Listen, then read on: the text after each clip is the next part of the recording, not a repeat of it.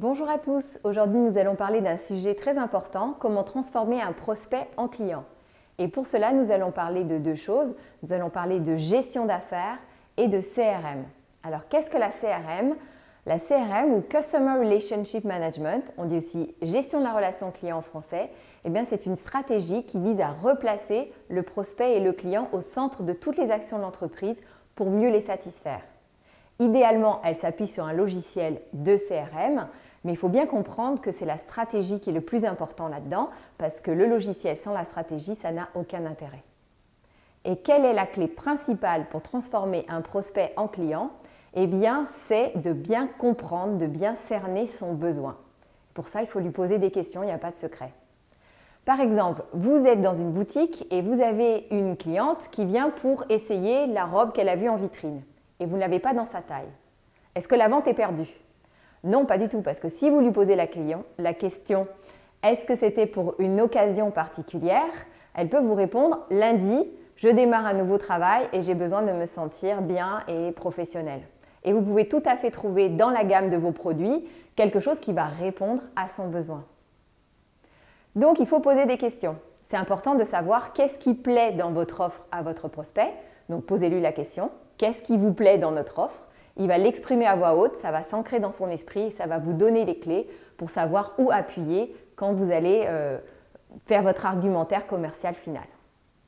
Également, c'est très important de poser l'autre question. Qu'est-ce qui nous empêche encore de faire affaire?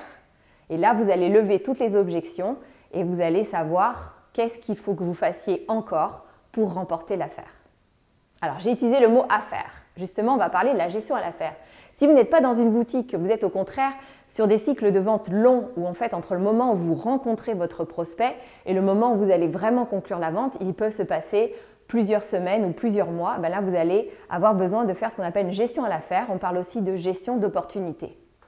En réalité, avant d'être un prospect, votre prospect, c'est un suspect, c'est-à-dire que c'est un prospect potentiel. Qu'est-ce qui va faire de lui un prospect? C'est que son besoin correspond à ce que vous pouvez offrir en termes de produits et de services, et 2, que son budget correspond à votre gamme tarifaire. Donc, pour savoir tout ça, vous allez collecter de l'information.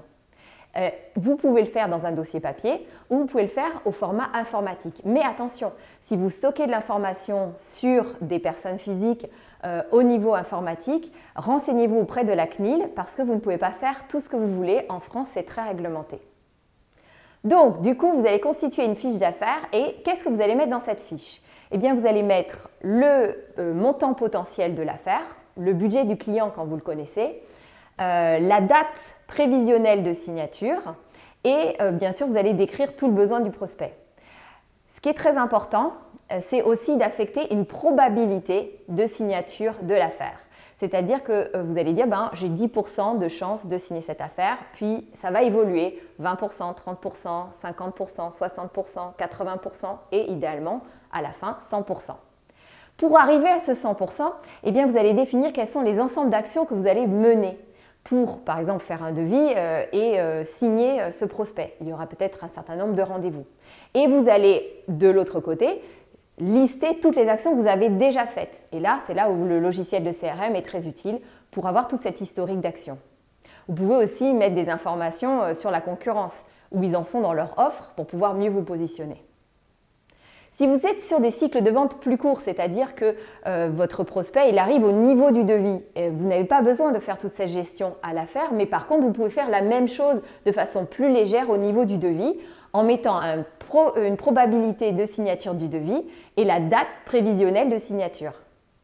Et comme ça, toutes ces informations, ça vous permet de savoir à une date donnée, donc par exemple au mois de juin, quels sont l'ensemble des affaires modulo leur probabilité de signature.